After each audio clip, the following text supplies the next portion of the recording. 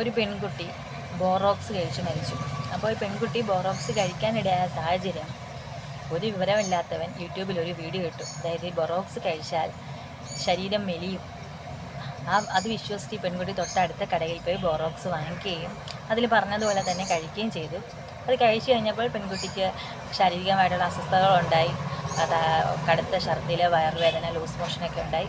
ആശുപത്രിയിൽ കൊണ്ടുപോയെങ്കിലും ആ പെൺകുട്ടിയുടെ ജീവൻ രക്ഷിക്കാൻ സാധിച്ചില്ല. അപ്പോൾ നമ്മൾ ആദ്യം മനസ്സിലാക്കുക, എന്താണ് ബോറോക്സ്? ആലമാണ്. ഇത് സാധാരണ നമ്മൾ ഉപയോഗിക്കുന്നത് കറയൊക്കെ കളയാൻ വേണ്ടിയിട്ട്, ബാഡ് സ്മെല്ല് കളയാൻ, സെറാമിക് കല്ല് പാത്രങ്ങളിലൊക്കെ തിളക്കം കൂട്ടാനൊക്കെയാണ് സാധാരണ നമ്മൾ ബൊറോക്സ് ഉപയോഗിക്കുന്നത്. പിന്നെ ലാബിൽ നമ്മൾ ഉപയോഗിക്കാറുണ്ട്, അവിടുത്തെ pH ഒക്കെ നിലനിർത്താൻ വേണ്ടിയിട്ട്. അപ്പോൾ നമ്മൾ ഇങ്ങനെയുള്ള വീഡിയോസൊക്കെ കാണുമ്പോൾ ആദ്യം അത് സത്യമാണോ എന്നുള്ള കാര്യം നമ്മൾ അന്വേഷിക്കുക. ഒന്നുകിൽ നമ്മളൊരു ഡോക്ടറുടെ നിർദ്ദേശം തേടുക.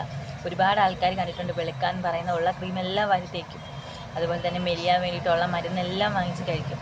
നമ്മൾ കൃത്യമായിട്ടും ഇങ്ങനെയുള്ള മരുന്നുകൾ, മെഡിസിൻസൊക്കെ എടുക്കുമ്പോൾ തീർച്ചയായിട്ടും ഒരു ഡോക്ടറുടെ നിർദ്ദേശപ്രകാരം മാത്രം എടുക്കുക.